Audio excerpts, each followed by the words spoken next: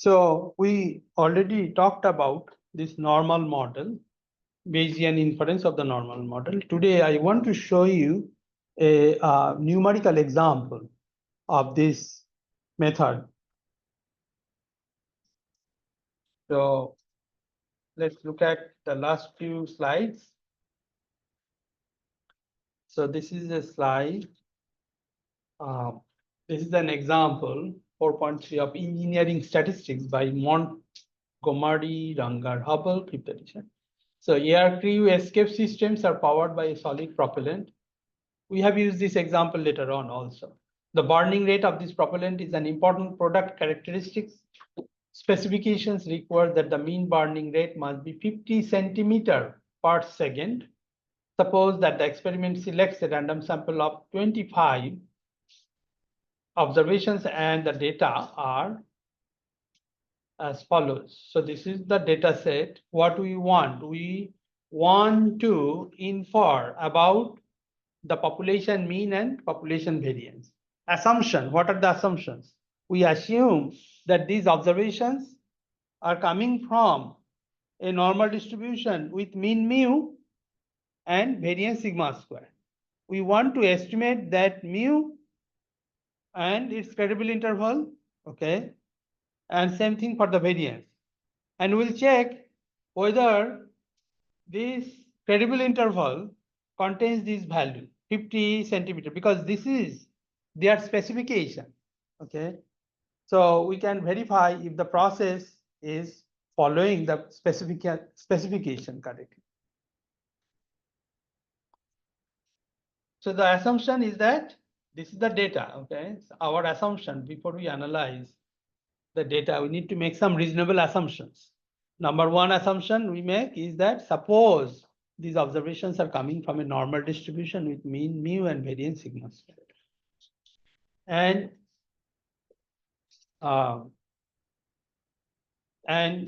since we are doing the Bayesian inference, we'll be using normal gamma prior distribution for mu and sigma square. And this is the distribution. Normal gamma prior has several hyperparameters, mu sub 0, kappa sub 0, A0, and B0. Okay. Now let's look at what are they.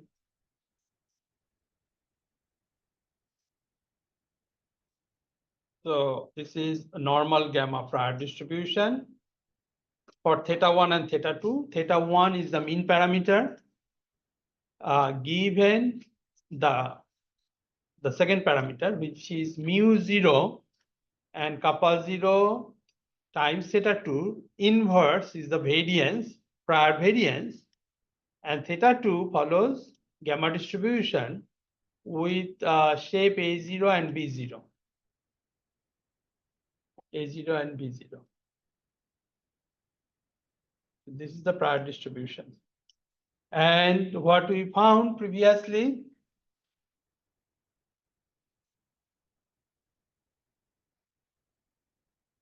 is that the posterior distribution of theta 1, theta 2. Remember, theta 2 is 1 over variance. This is called the precision parameter.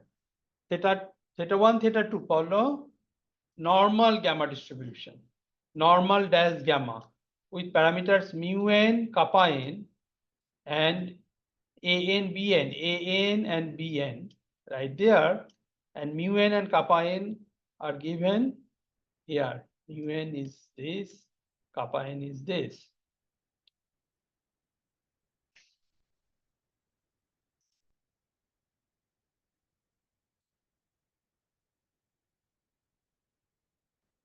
And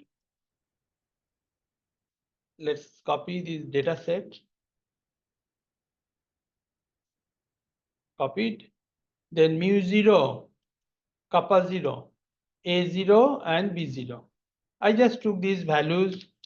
If you want to do something else, you can do it. Theta 2, remember theta 2, posterior distribution.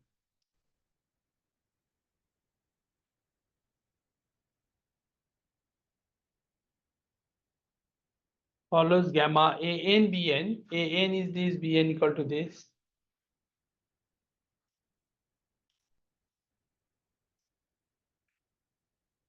What is n2? Oh, n over 2.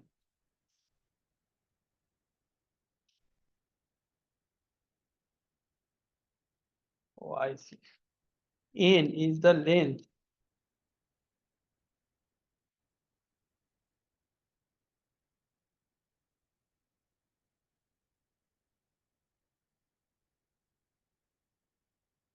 And theta1 follows normal distribution with mu n and variance 1 over kappa n times theta2.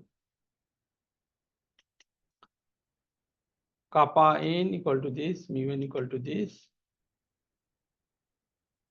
And now done. And I'll sample from this distribution, posterior sample. So for, and I'll run a loop. Suppose I sample 50,000 observations. You can do as many as you want. Theta 2 n and rate equal to bn, and theta 1 equal to r norm 1 and mu n and 1 over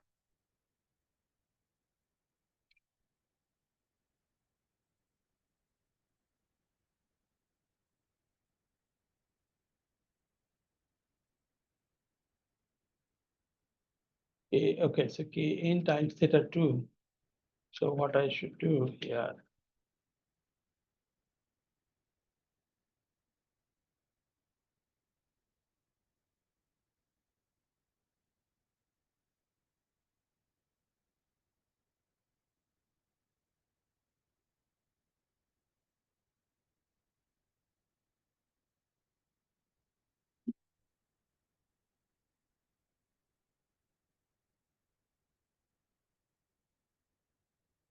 Okay, and I need to store them.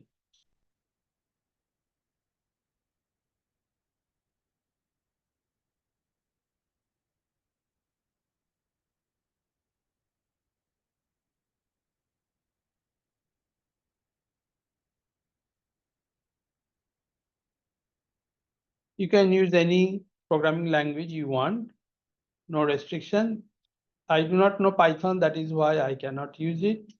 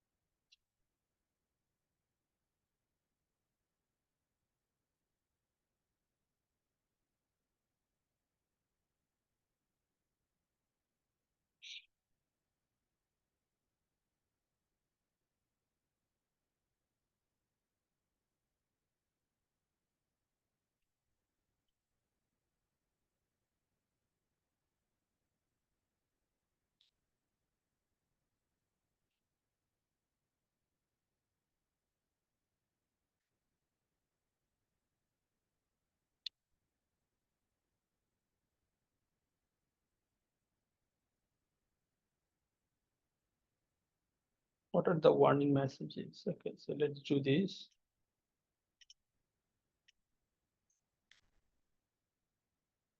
Oh, okay.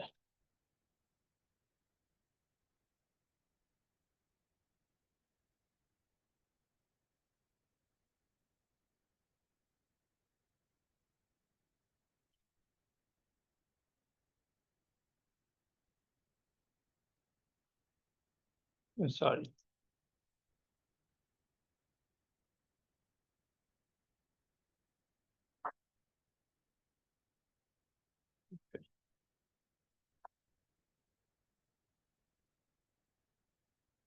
So store, this is a matrix of 2 columns, and number of rows is same as 50,000, right?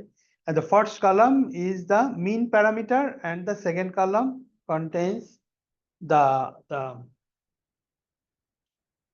variance parameter theta 2. So store 1 by, this is the histogram. Histogram means this is the posterior distribution. Posterior distribution. And store 2, the posterior distribution of the variance parameter, sigma square. Obviously, it looks like a skewed distribution, right skewed distribution. You can do now mean calculation, posterior mean, median, posterior median, right? And you can calculate credible interval also. 95% credible interval of the mean parameter of the distribution.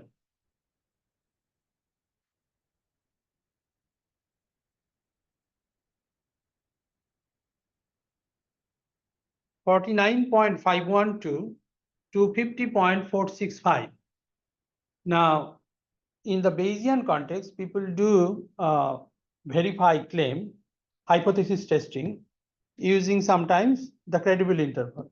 So the claim is the process should maintain the mean value of whatever that quantity to be 50 centimeter per square, per 50 centimeter per second.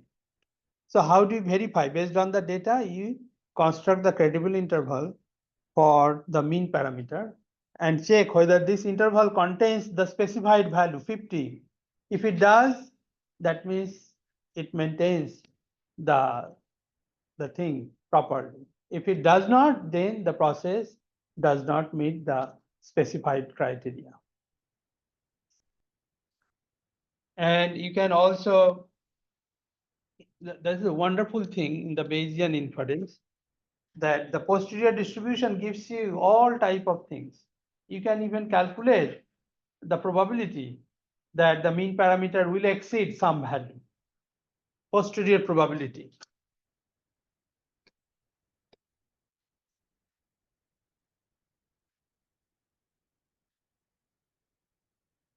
You can calculate posterior probability that mu exceeds, let's say, 51 centimeter per second, okay, given the data.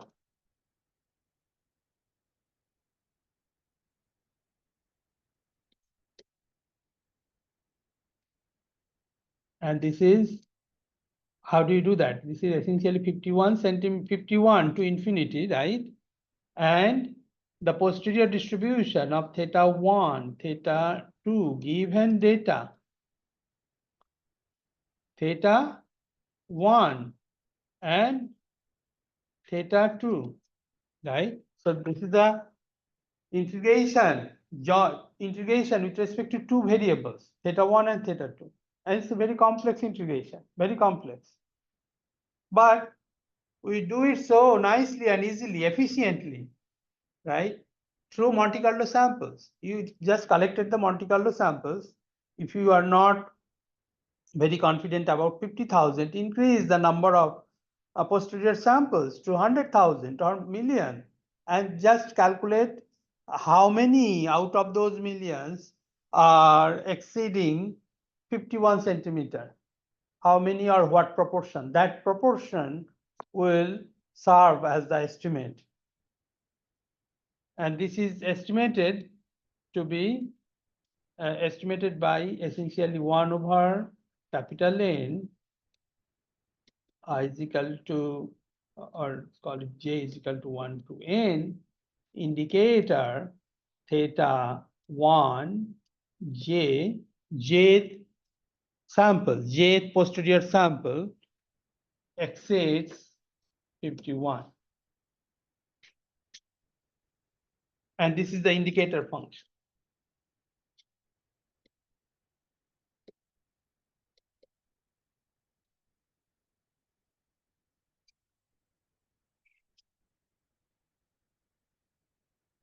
So for our case, we check it length, uh, length, which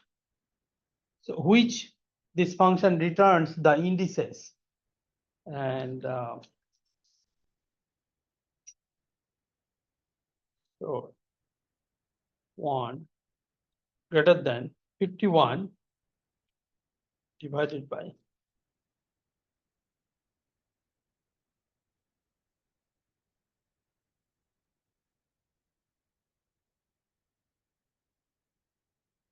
0.0001.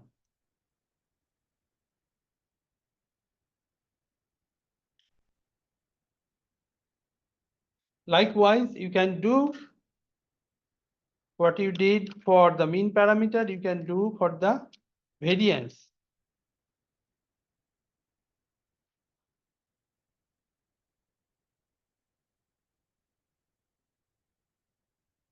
Median and quantile. You can calculate the credible interval for sigma square, and also depending on what you are interested, if you are interested in calculating some posterior probability that that variance exceeds one, then you can do that.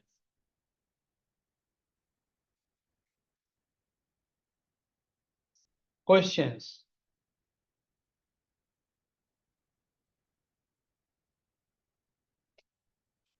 And you have here, I looked at mu1 and mu2, which are denoted by theta1 and theta2 in my code separately. But if you are interested in the joint distribution, some characteristics of the joint distribution of mu1 and sigma square, you can do that because you have joint sample from the posterior distribution. So if you want to look at the plot of theta1 and theta2, store 1 and store 2,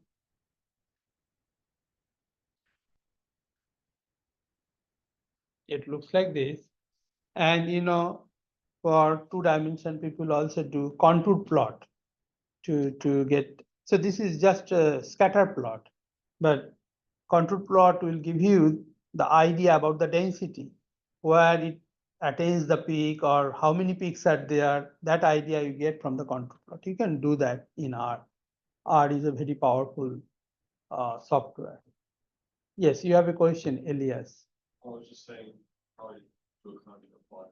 Oh, contour plot next. I cannot think of the code syntax, okay? And you can definitely search online. Maybe just contour. Just contour, okay. And do you have to write like plot? Contours. Structure similarly to plot. So maybe simply that. Oh, maybe let's make a density of it. So doing something, okay? Just wait for a second.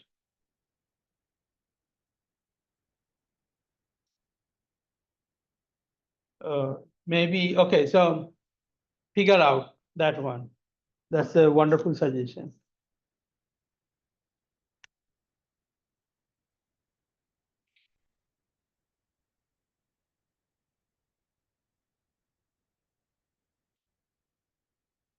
But this is a good exercise.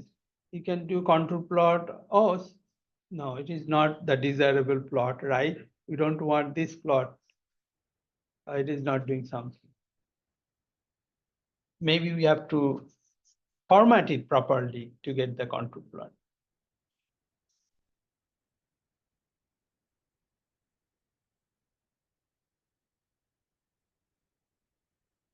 All right, so let's start a new material. And this material is about Gibbs sampling technique.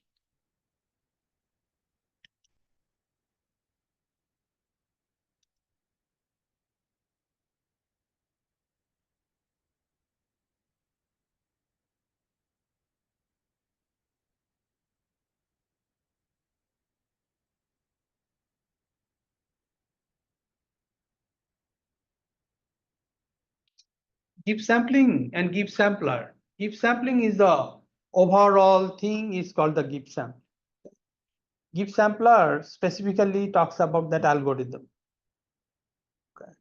There is very little distinction. I don't really understand the distinction, but my understanding is sampler particularly is it talks about you sample this one, you sample this one. This is the sampler part, but give sampling is the general philosophy, general technique.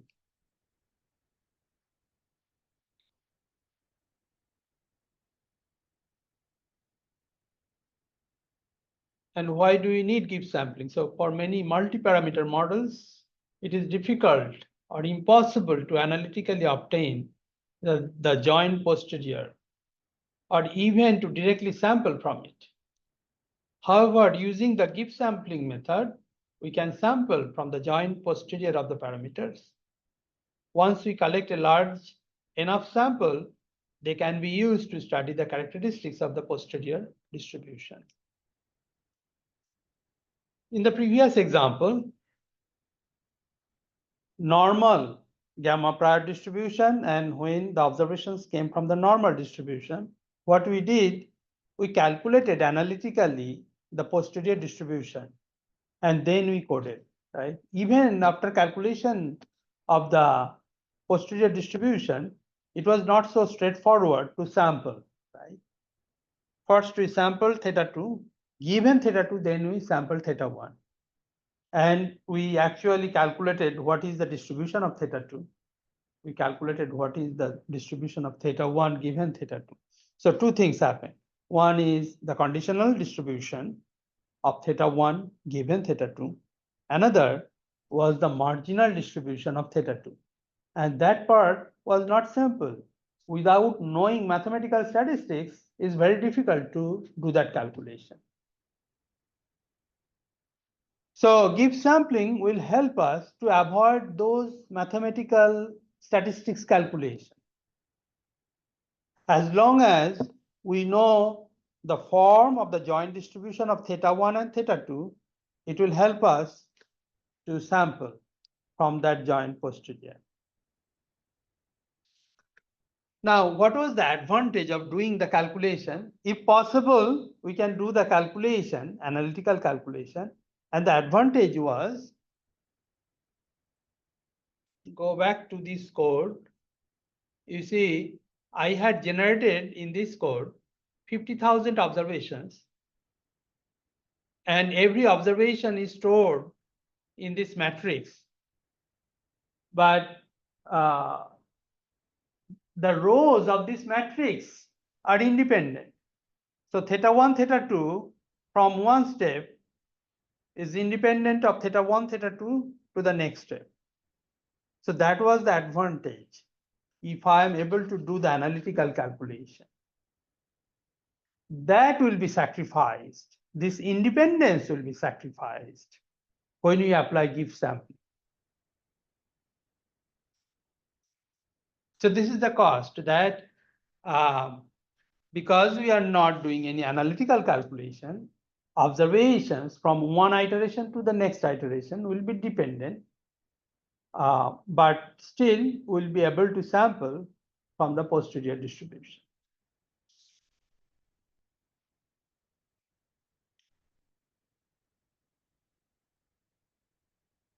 And this is the step, the sampler step, the algorithm part. So suppose we have a parameter vector theta. It has multiple components. So theta 1, theta 2, theta m. Okay. And to sample from this joint posterior distribution. So here I'm using this bold notation theta to denote a vector containing m components. Given data means y. So we start with an initial value called theta 1. Okay, so this number indicates the iteration. Then we repeat the following steps. So we sample, suppose at the k plus 1th iteration, we sample the first component of theta 1, from this conditional distribution, the conditional distribution of theta 1 given the rest of the parameters and the data. When you fix the rest of the parameters to their kth iterative values. So this step is for the k plus 1th step. That means you have already run the simulation or sampling up to k step. You know the value of the parameters up to k step. So use those parameter values up to the kth step to obtain the conditional distribution of theta 1, and then you sample from the conditional distribution. Once you have theta 1 sampled, next you sample theta 2 at the k plus 1 step. And this sampling happens from this conditional distribution, theta 2 given rest of the parameters. Now, in this conditioning part, rest of the parameters are theta 1 to its k plus 1th value, that means the latest value, theta 3 to its kth value, dot theta m to its kth value. So notice that theta 1 is taking its most latest value and theta 3 is taking its kth value. And we repeat this procedure until we reach the last component. And when we sample mth component, then all the remaining m-1 parameters are already updated, and we are using their values, updated parameter values.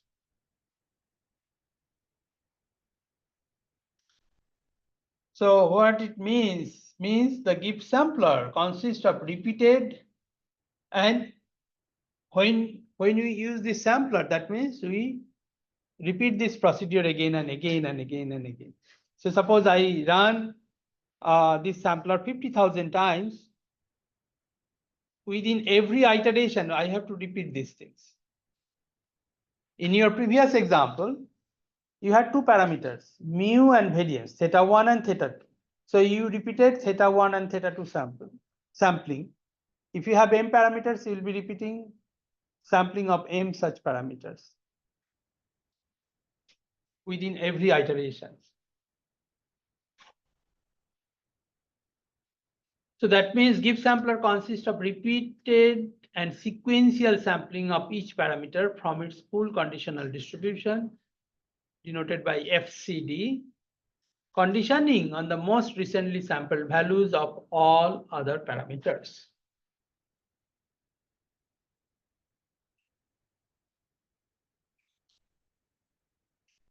Now, this is the sequential sampling.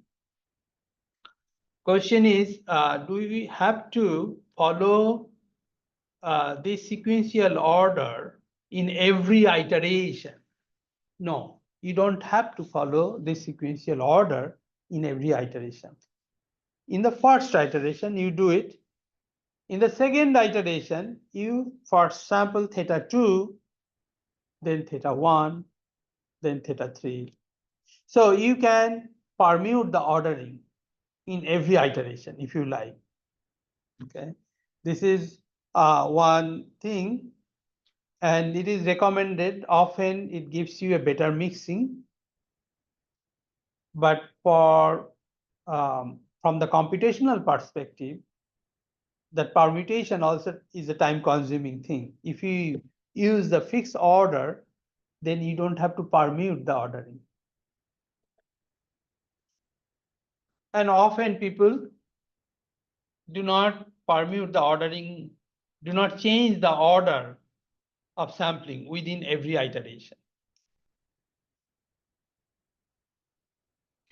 Now, in this context, I want to say that here in this code, I had to sample theta 2 first, theta 1 second, right? Because theta 1's distribution depends on theta 2. So theta 2, you must have theta 2 in order to sample theta 1.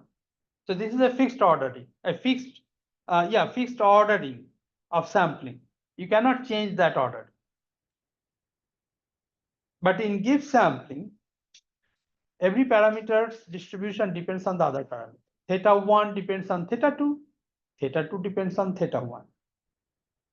So you can change the ordering of sampling.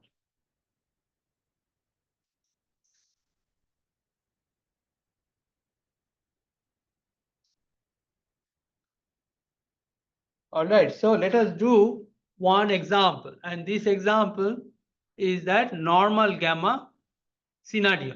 Suppose you have y1, y2, yn coming from this normal distribution with mean parameter theta 1 and variance 1 over theta 2. Assume that theta 1, theta 2 follow normal gamma prior distribution, normal dash gamma, that means conditional on theta 2. Theta 1 follows normal distribution with this mean and this variance, and theta 2 follows gamma distribution with parameters A0 and B0. Generally, for the gamma distribution, the first parameter is the shape parameter, and the second parameter is either the rate or the shape parameter. This is the standard notation. Okay, people have been using it many times. All millions of papers have used this notation. Suddenly, for one paper, I saw they switch the ordering. So be careful about the meaning of the notation. And that was very weird. That paper, I read it in Biometrica. They suddenly switched the ordering. The first component was the rate parameter, and the second term was the shape parameter. Anyhow, the joint posterior distribution of theta 1 and theta 2, given the data, is proportional to the likelihood part, this is the likelihood part, times the prior distribution part. Now, likelihood part, please pay attention to the likelihood. You had the normal distribution, right? So normal distribution has the kernel part, which is theta 2 to the power n over 2, because you have n observations, times e to the power minus theta 2 over 2 and sum of yi minus theta 1 square. Now, we wrote it previously, theta, this expression, yi minus theta 1 square sum can be written as n minus 1 times a square plus n times y bar minus theta 1 square. So we are now using that expression. Look, this expression, and everywhere I multiply it by theta 2, because theta 2 was multiplied with that sum of yi minus theta 1 square term, and also minus 1/2 was there, so therefore minus 0.5 is right here. So you have the joint distribution clearly seen that it is a function of theta 1, theta 2. Now, what are the full conditional distributions? Means I have two full conditional distributions. One is theta 1 given theta 2 and data. The other one is the distribution of theta 2 given theta 1 and data. So this part, theta 1 given theta 2 and data, is proportional to the joint distribution of theta 1 comma theta 2 and data. Why? Little bit of explanation.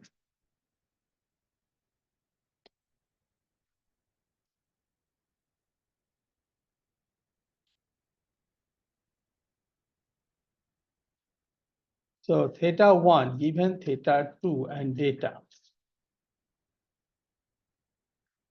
is theta 1 comma theta 2 given data divided by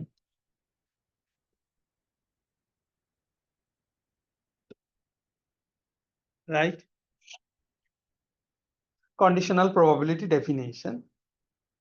Whether it is the probability or the density function is the same structurally. Now, what is the argument? Main argument is theta 1, right? What about this guy? This is a constant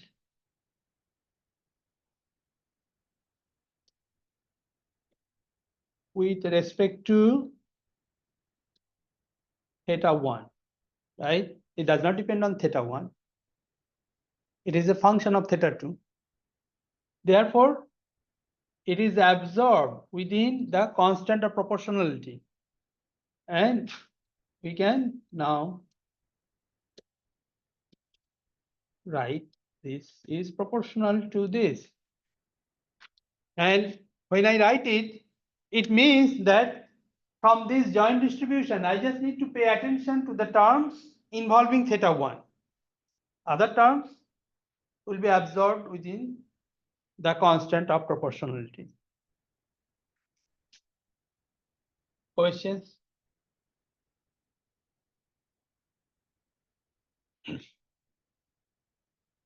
So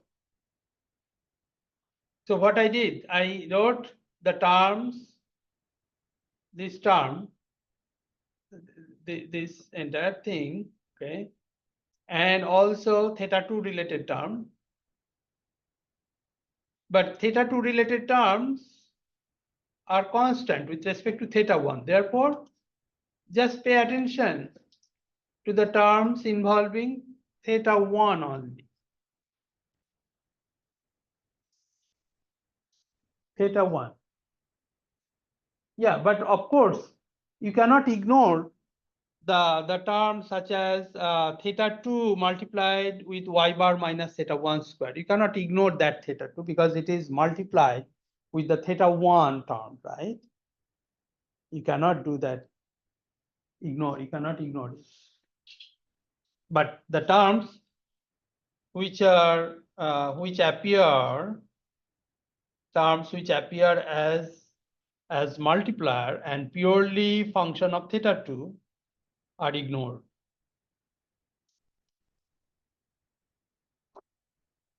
Now this guy, I have two square terms, right? This part and this part. We can do the square completion and write it as theta 1 minus something square multiplied by some positive quantity. And that is called the square completion technique. So if you do square completion, then it becomes a normal kernel with mean this guy and the variance this.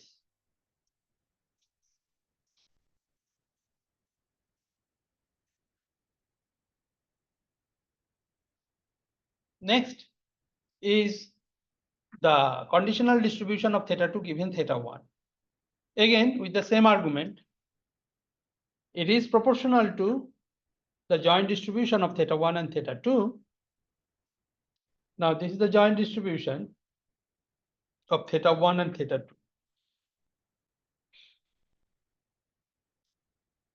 Look at this. I can write this entire expression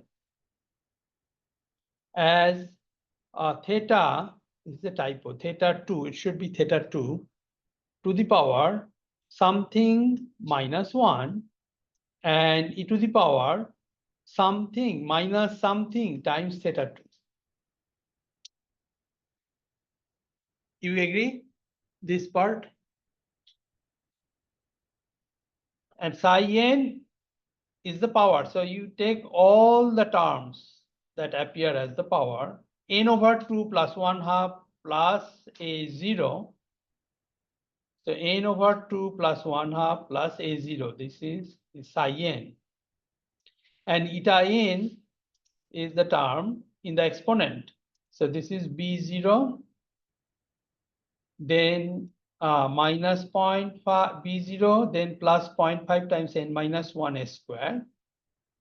and also this term, okay, along with 0.5 and n, and this term theta 1 minus mu square with 0.5 and kappa 0.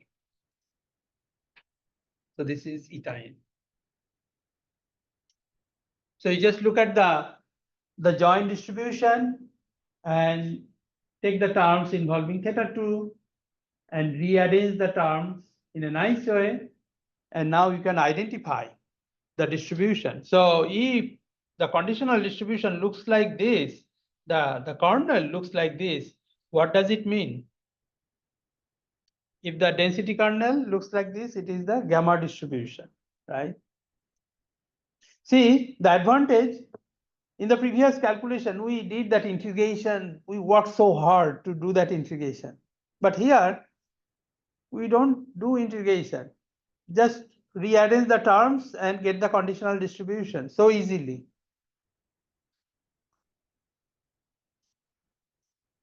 Now to sample theta 1, theta 2 from its joint posterior distribution, we can follow the following steps. Let theta 1, 0, theta 2, 0 be their initial value, and theta 1t, theta 2t are the parameter values at the tth iteration. So you sample theta 1t from the normal distribution with variance. This, you see here, this theta 2 is fixed to its t minus 1th iteration value, and this is the mean.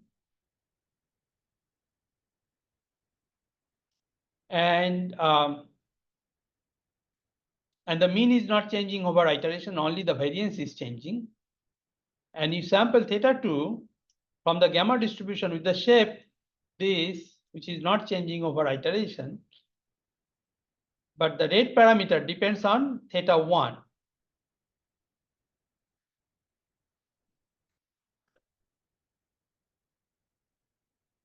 And you will be repeating this procedure. So what you are seeing, that th value, the sample value at the tth iteration depends on the t minus 1th sample value. That means one sample to another sample, there is a dependence.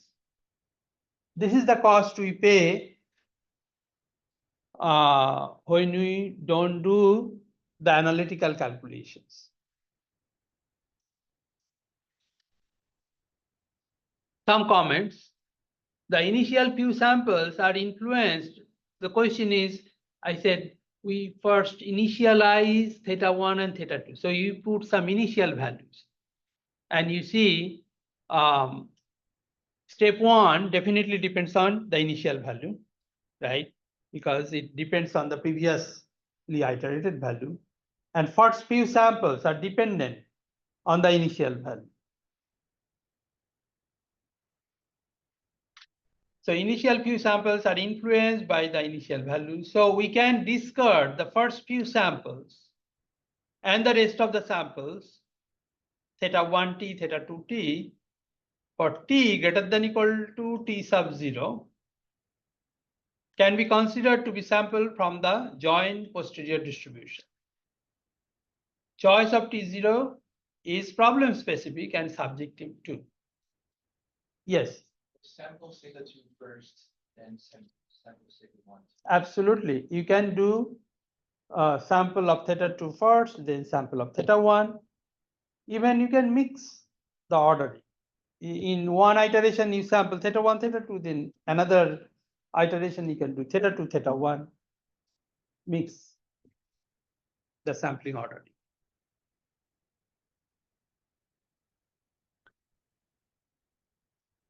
So this is the general idea, but you will see for a complex problem, you need lot of tuning, and things are not so simple as it looks.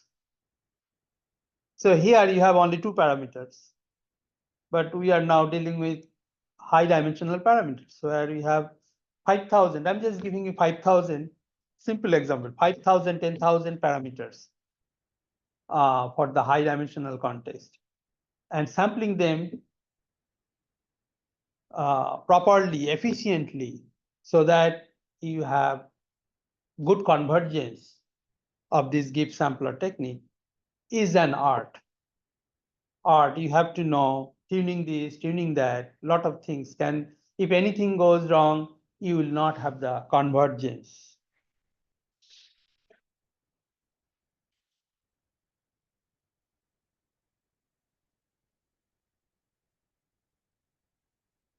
Questions? No, no, not question. Okay, do you have questions? Are the sampled values drawn using the gift sampling technique independent? For our example, theta 1t, theta 2t, when t greater than equal to t sub 0, are they independent? Answer is no. Okay, they are not independent. And why? Because you have seen that one iteration at step t depends on iterated value at the t minus 1th step. And t minus 1th step iterated value depends on the t minus 2th step iterated value. So there is a chain of dependence.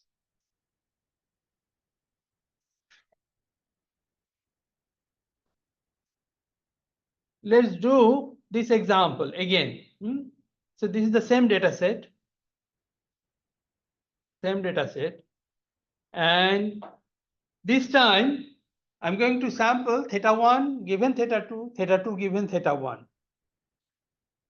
And initialize theta 1 and theta 2. Suppose I initialize theta 1 as 0 and theta 2 as 10. You see, I initialize theta 1 as 0. 0 is very off from these observations. You see, these observations are all around 50. And I am giving so wrong value as the initial value. And observations are between, I think, 47 to 53, right? Within that range. Within that 47 to 53 is the range is about 6. And range, if you divide the range by 4 approximately, that is the standard deviation, right? So 6 over 10.6, right? 0.6 is approximate standard deviation of the data. And the variance will be 0.6 square, 0.36. But I'm giving very wrong initial value 10. Okay. My point is, even though you give quite different initial value of the parameter, if there is a proper mixing, proper convergence, eventually you would get correct result, even though your initial values are quite off. So theta 1, theta 2 initial values, and then we run this code. Theta 1 variance, theta 1 is sampled, okay, where it depends on theta 2, and theta 2 is sampled from the gamma distribution with these parameters. Okay, so you can copy, paste this code, and whatever I have done, you just do it. I'll do it in the class as well, in the next lecture, but you can do it. And see the difference, because you have the code where samples were independent. Now the samples are dependent. But your main inference, what are the main inference? Is about theta 1 parameter, right? Mean parameter, variance parameter. So look at their posterior mean based on this sample versus that sample. Posterior standard deviation, credible intervals, or the posterior probability that the mean exceeds 51